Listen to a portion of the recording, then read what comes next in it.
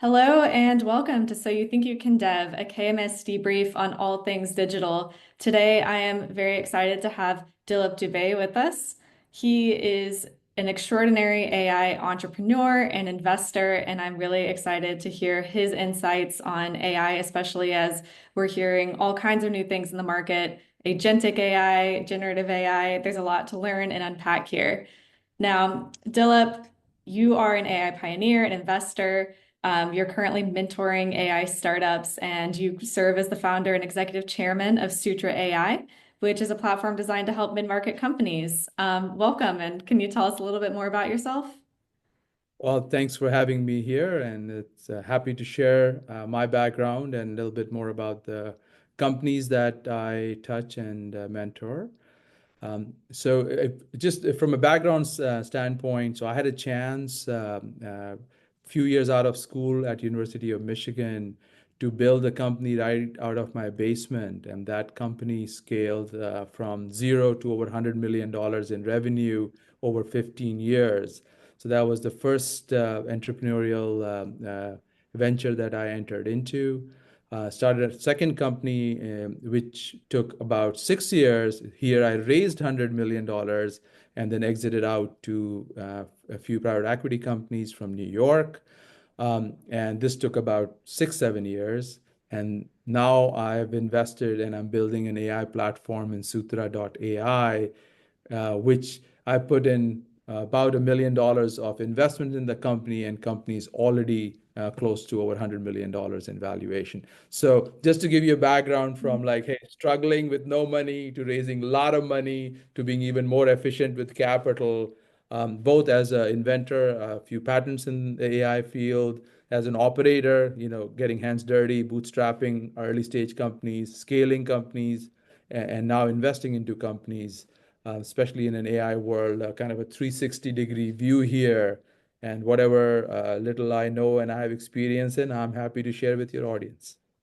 Awesome. I love to hear that. And I think what's really interesting is this idea of value, right? I think AI is such a revolutionary technology in a lot of ways, and people are looking at it in terms of how can we actually create ROI? How do we create a moat or protect what we're building with AI?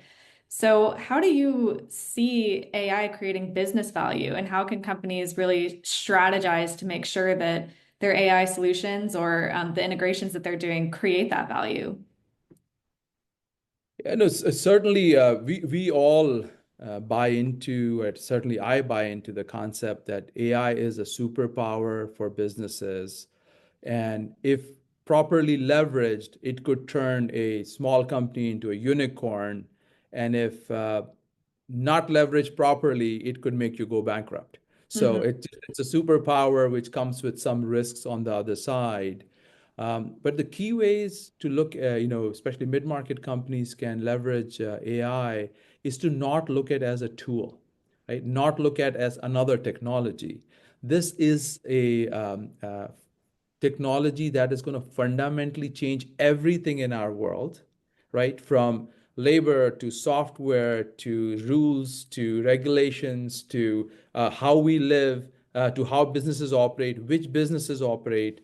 And it is going to have over 10% increase. It will drive over 10% increase in the global economy and do so in like 7 years. Internet took 30 years to do that. It's going to be 5 to 7 years for AI. So the reason I say that is that a lot of time, great leaders and owners and technical experts that I talk to end up looking at AI as another technology and sometimes miss the opportunity it creates. And to get a little bit more granular here, if a mid-market business is not looking to double their profitability using AI, they're leaving money on the table and Hmm. do so within 2 to 3 years. And sometimes I make this statement, and a lot of pushback is like, sounds like like aspirational goal.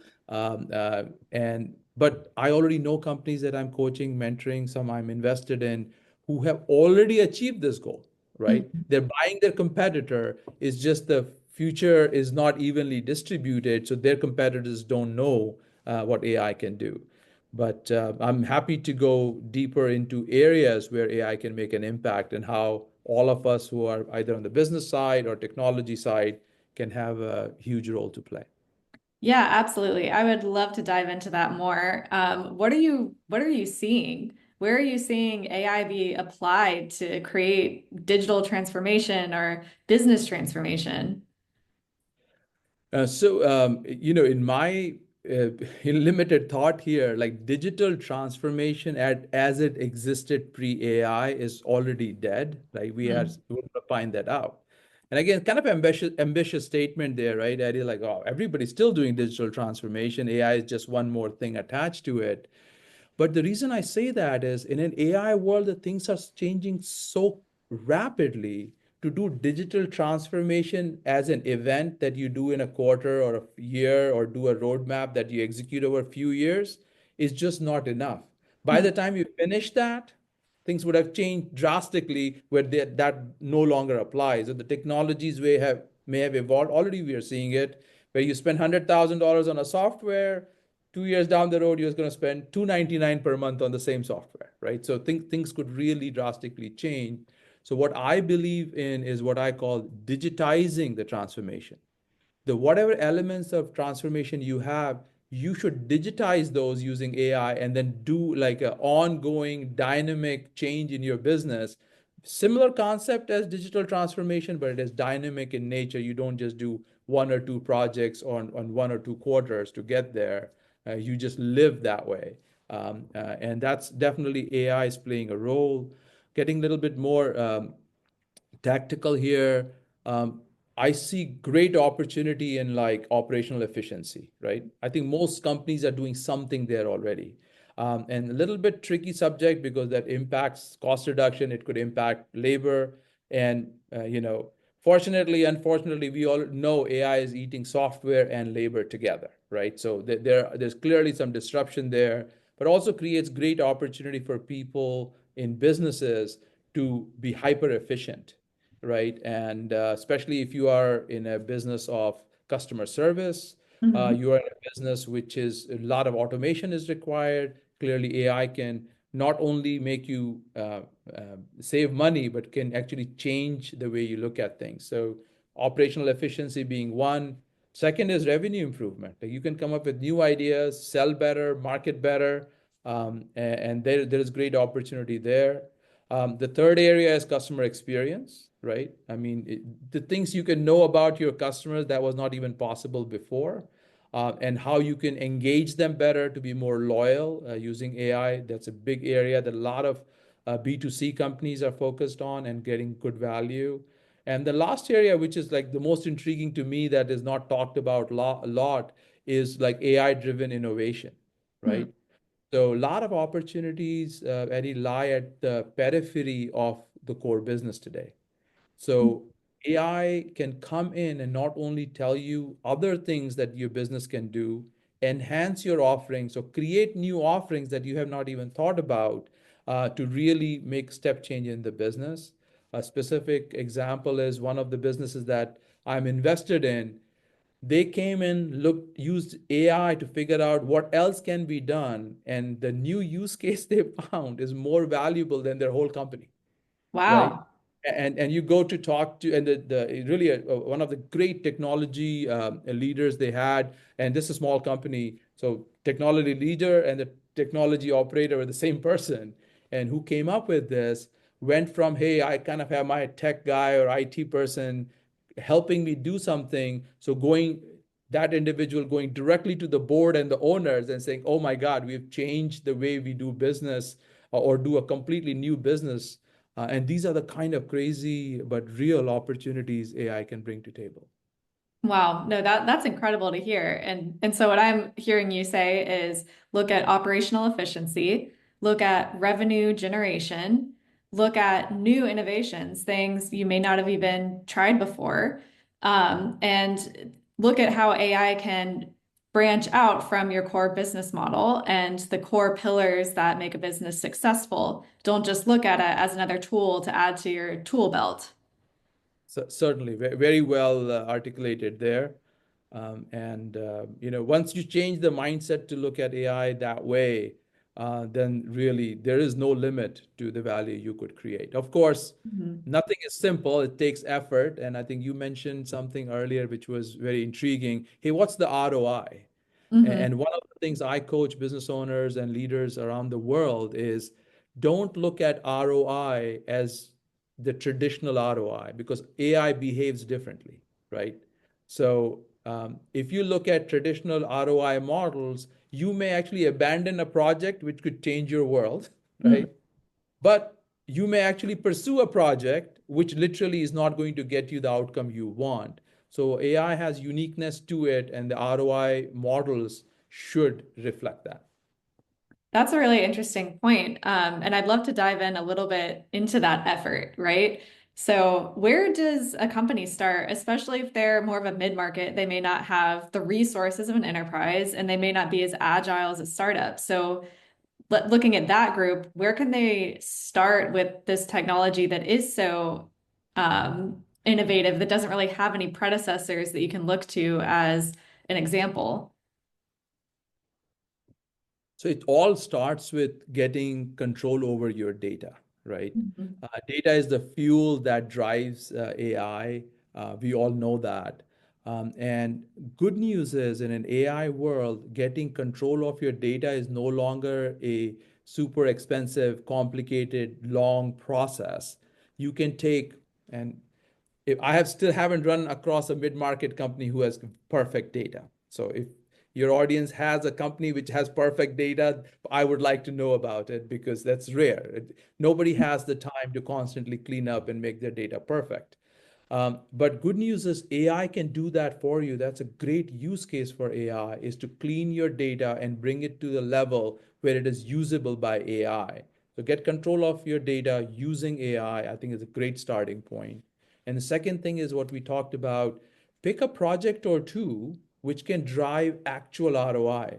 And you should, on one hand, be super strongly partnered with your technology team, your IT teams. And if you are a technologist, you should now be thinking about ROI to drive your value in the organization because in an AI world, that is much more possible than it was before. And other side, get the finance leaders very comfortable that this is not some hobby project that may lead to something sometime in few years. This is actual hard dollar savings that AI can create. And there are some great AI ROI models. Dubey.ai is my personal website. You can come there and request it. I'm happy to share the AI ROI model that I use. Once you have those two projects and you clearly define the ROI that they will generate, then you can literally go ahead and execute and then govern those projects. What that does is once the ROI is confirmed, the whole organization just lights up. I've seen companies go from doing 3 projects to 30 projects driven by the team in a mid-market company. And this is the same company I'm talking to you where they doubled their profitability. And Mhm. it is so much fun to see the finance team, their IT teams, and the owners and C-level executives all get excited about the same thing. Because of course, I mean, if you can double the profitability of your business, you will have that kind of attention. Yeah, that's an easy sell right there. It automatically justifies itself. And I think that you're hitting on a really important point here, which is that harmony of leadership, and ensuring that business and tech are aligned, especially because the tech team might see value in the technology itself that doesn't translate to the business, and the business team may not know enough about the technology to understand how to capitalize on it. Yeah. No, Eddie, one unique thing in an AI world to add to that is your business leaders do not need to learn programming or need to have some very domain expert business analyst to translate their requirements to the technology teams. AI, they can communicate with AI using prompts, basic natural language, just writing a good question. They have to learn how to use that better. But once they are able to do that, they can tell the technology teams, hey, this is what I want to solve. Let AI translate that and let technology teams then take it forward from there to actually implement, from a privacy standpoint, scalability standpoint, security standpoint. There's a lot of work to be done by technology teams. But the idea of what needs to be done and can be actually done directly between the business user and AI to some extent. Of course, there's Mhm. still collaboration required. And that's uniqueness of AI, right? I mean, that this approach is not available for any other technologies that we have seen in past. hmm No, that's such a good point. I think we've been talking about AI as a business enabler. It's also an enabler of individuals. So if you are a business leader, you can leverage this tool personally to create the kind of communication that works across teams and across functions. And I think that that's a really empowering thing that more people should take advantage of. Certainly. And using this technology for personal use makes those leaders what I call become an AI believer. hmm Yeah. So I go to universities and as a speaker, and I ask the students to say, please raise your hand if you use any Gen AI tools, including ChatGPT, regularly.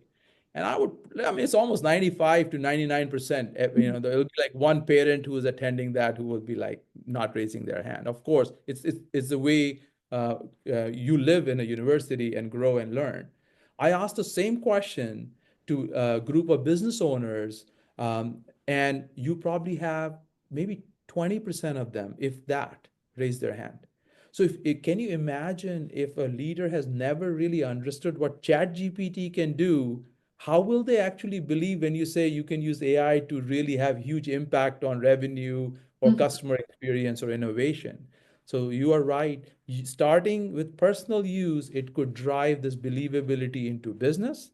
Of course, there's a big bridge, right? It's hmm you use tools for personal use, you need solutions for businesses. So AI tools, ChatGPT can translate as is to a AI solution for a business, but that is a phenomenal starting point to become a believer and start taking advantage of this technology. Absolutely. And I think AI believers, like you said, AI evangelists are going to be the ones who can move the needle and start to push more adoption on their teams, at their companies. I think it can have a wildfire effect once people start to see that immediate value. Yeah, certainly. And I always say, so the technologist in the company, you could have one IT person in a company, right? Mhm. And it's owner-driven company. They need to really challenge each other, where the technologists have to become comfortable telling business, hey, we need to go deeper here, not in hobby projects again, in ROI-driven projects. And the business owners need to have enough understanding to come back to the technologist and say, hey, let's partner up. I will drive this with you. This is Mhm. not a project that just goes to technology and stays there. And once that starts happening, the value creation is very quick. Yeah, absolutely. And I think we could talk forever about the ways that individuals, businesses, and teams could all start to expand on AI use and what that can mean. Bringing it back a little bit to some of the very practical steps, right? What are your best practices for integrating AI into existing processes or existing technologies? So of outside, I just wrote an article about, you cannot win the AI talent war. There are not enough people today in the world who understand AI really well. So training your teams from a business side first, and I know it sounds counterproductive. You're talking about integration into your systems, but they understanding it, they starting to leverage some basic things is a great starting point. Of course, we talked about data being the second critical element. But there are like inexpensive tools to bring these solutions into your current ERP systems. I'm a big believer to go and probably subscribe to a focused, purpose-built AI platform for your needs that solves a lot of business issues, especially if you are a mid-sized business. And then let them be the one who leverage all the tools. Let them be the ones who figure out how the technology is changing and the price points that are changing. And subscribing to a platform like that, along with your business users being educated, I think it's a great way to start integrating technology into your business. And always start small, two use cases, two projects. Prove to yourself money can be, actual money moves in a positive direction, and then go all in to take advantage. One thing I do want to share is like, there, Sutra AI, which is a mid-market focused company and helping mid-market develop these projects very quickly with no AI expertise. There are companies who have been using it for 2 years, right? Mhm. There are companies who may listen to your podcast today and consider a tool like that. And then there are companies who will look at that 2 years from now. So the people who are ahead of the curve, they're already gaining phenomenal value. People who start today will still be ahead and create value. People who start 2 years from now, there's a little bit of concern there that they may have a hard time catching up, and their competitors may be too far ahead. But Yeah. again, that's how I think starting an AI journey in a company can begin. No, absolutely. I think that value compounds. The early adopters, the ones who are experimenting now, finding those use cases, starting to get their entire organization familiar with what's accessible to the business and the technology side, they're going to have a much easier time even as AI changes. And to your point, the companies that get their data prepped now will be in a much better position to adopt the next thing, whether that's more advanced autonomous agentic AI or something that we just haven't even conceptualized yet. Certainly. Yeah, yeah. Certainly things are coming that we haven't conceptualized. I totally agree with you there. And they'll come at a pace which will be slower in areas Mhm. that we thought may be fast, and then suddenly something new will show up that we haven't even thought of, right? So the opportunity to start early, of course, allows these companies to adjust, navigate the environment. I'll give you one specific example about how things change. One of the companies I built, and it took me 6 years to build the product. We were so proud of it, had AI-driven components to it. Excuse me. My teams now build the same capability in 2 weeks. Wow. So on one side, you're embarrassed. On the other side, you say, oh my God, that's the power of AI, is that's the kind of change that we could create.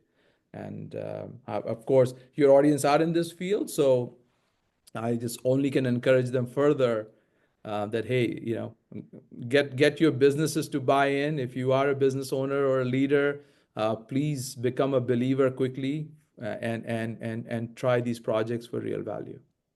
Absolutely. And what I love about this conversation is opportunity. I think that's a recurring theme that's come up is there's an enormous opportunity here.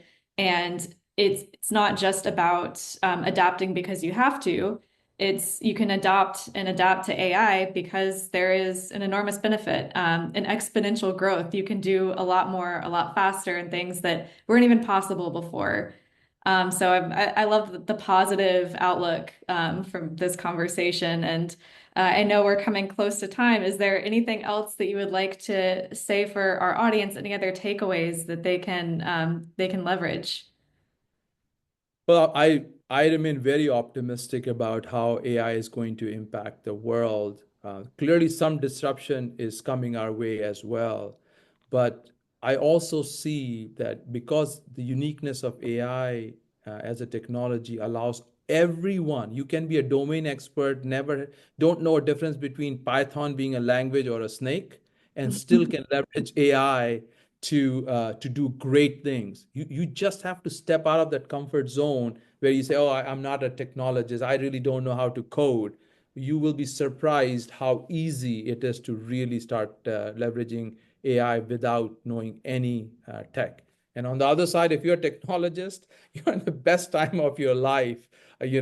Please don't resist. Like quarter of Google's programming is already being done using AI. Those trends will continue, but people who understand how to use AI and maybe some domain together, they will be invaluable assets, not only to technology team, but to the CEOs, owners, and board to create value. So there's great future ahead of us. I know I'm certainly excited about it. Absolutely. No, thank you so much for your insights, Dilip. And again, for our audience, you can visit dubey.ai, which is DUBEY.ai, if you'd like to see his ROI model for AI and learn more about his speaking sessions and all the great things he talks about for AI in the future.